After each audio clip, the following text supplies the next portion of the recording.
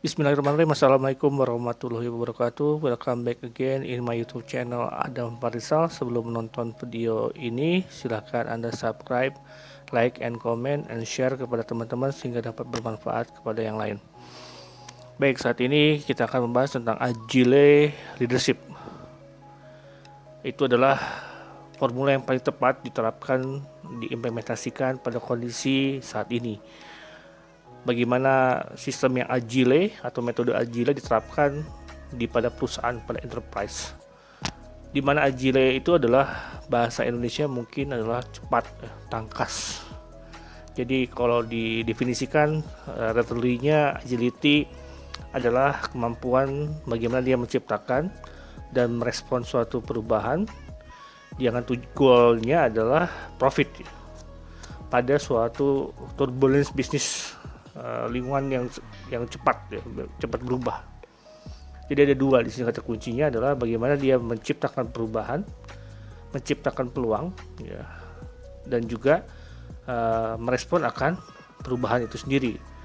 Baik dia menciptakan perubahan atau dia merespon perubahan, semua tujuannya adalah profit orientasi, ya. Orientasinya adalah profit. Sekarang kondisinya sangat cepat berubah. Kondisinya saat ini tiba-tiba berubah A ke B, A ke C, bahkan bisa A ke Z. Mau nggak mau perusahaan harus bisa melakukan perubahan. Mau nggak mau, kuncinya adalah mau, ya, dan mampu. Nah, berarti di sini kalau ngomong tentang agile leadership itu adalah bagaimana sifatnya gitu. Nah, kalau ngomong tentang sifat berarti ada di top management, ya. Leadershipnya dibutuhkan di situ, bagaimana CEO memimpin perusahaannya, atau juga di level manajerial, bagaimana sifat agility-nya pada level manajerial, bahkan ke level individu. Nah, di sini sifat perusahaannya ada dua gitu. Ada budaya perusahaan yang mendukung itu, dan juga ada kompetensi orang yang people-nya yang mendukung terhadap agility itu. Budaya perusahaannya mendukung, semuanya mensupport. Semua ide yang muncul dari setiap bagian perusahaan direspon dengan baik, sehingga tidak ada namanya birokrasi. Budayanya menjunjung terhadap inovasi. Semua orang bisa speak up, semua orang yang punya ide baik bisa diterapkan dan bisa menghasilkan gitu. Yang kedua adalah kemampuan orang tersebut gitu, ya. Karena di agility ini butuh orang yang tangkas juga, cepat berpikir secara ide, mengenerate ide, ya, merealisasikan ide secara cepat. Semua orang bisa mengungkapkan suatu ide-idenya berdasarkan kompetensi masing-masing, lalu dikolaborasikan, jadilah suatu produk yang cepat gitu. Jadi tidak ada istilahnya adalah wait and see dulu gitu.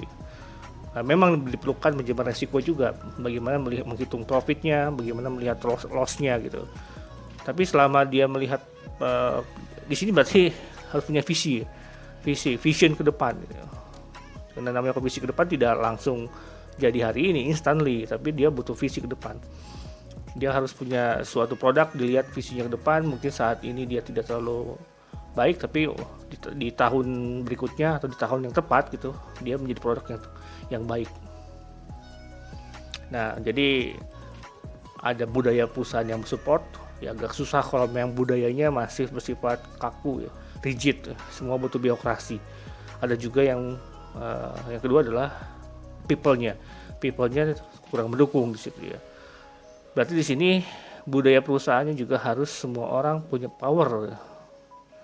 Tidak ada proses lead, waktu tunggu, ya, atau delay. Semua orang punya power di sini. Ketika ada perubahan, itu berasal dari customer gitu, ya, dia respon itu kemudian dirubah menjadi suatu peluang. Perusahaan-perusahaan startup sekarang sudah demikian. Perusahaan startup, perusahaan yang berkembang saat ini, mereka menerapkan agility gitu, ya. Yang notabene adalah startup mungkin perusahaan swasta, ya, yang orientasinya adalah pada profit. Kenapa agility dibutuhkan? Pertama adalah perubahan yang sangat cepat sekali, sangat cepat perubahannya. Kita nggak tahu, tiba-tiba ada COVID, tiba-tiba ada krisis, ya. Perusahaan tidak bisa mengantisipasi itu, ya, walaupun sudah direncanakan secara baik, tapi tiba-tiba down sistemnya karena ada COVID-19. Nah, mau nggak mau perusahaan harus melakukan itu gitu, ya. namanya adalah perubahan yang cepat. Yang kedua adalah sudah saatnya collaboration gitu, interdependency, tidak independen lagi masing-masing bekerja masing-masing, tidak, tapi sekarang semua orang dalam perusahaan berkolaborasi dengan masing-masing kompetensinya disatukan secara baik ya, sehingga bisa menghasilkan suatu ide innovation yang baik. Bahkan perusahaan bisa open innovation juga, berkolaborasi dengan pihak-pihak yang lain dengan kemampuan yang berbeda. Karena perusahaan tidak memiliki kemampuan tersebut, dia kolaborasi dengan perusahaan yang punya unggul, punya value beda, digabungkan sehingga dia bisa cepat dibandingkan dia harus merintis dari awal. Yang berikutnya lagi adalah saat ini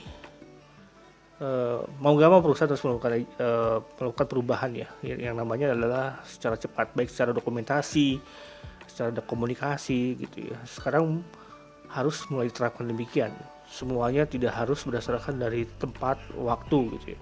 Sekarang dimanapun orang bisa bekerja gitu, dimana-mana orang bisa akselerasi cepat gitu. Orang bisa memberikan suatu kontribusi yang cepat juga gitu. Tidak pakem hanya di dalam ruangan saja.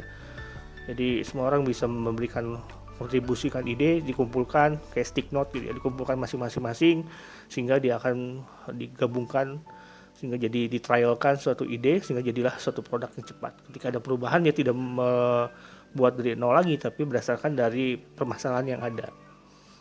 Painfully-nya sangat tinggi di sini ya, karena dia harus mencoba membangun suatu budaya perusahaan yang agility, yang cepat juga. Oke, ini sesuatu yang menarik ya, mungkin dibahasnya agak panjang juga, tapi kita akan lanjutkan lagi ke part yang berikutnya. Sekarang saya sampai di sini dulu aja.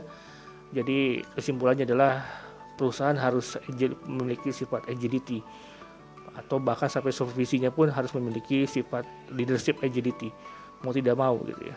Bahkan kita pun sekarang didorong demikian gitu. Kita harus melakukan perubahan yang cepat juga dalam diri kita sendiri, menangkap peluang yang ada juga. Oke, itu aja. Silahkan Anda kasih komen di channel saya untuk memberikan ide, pertanyaan atau apa sehingga bisa dibahas di the next videonya. Terima kasih. Assalamualaikum.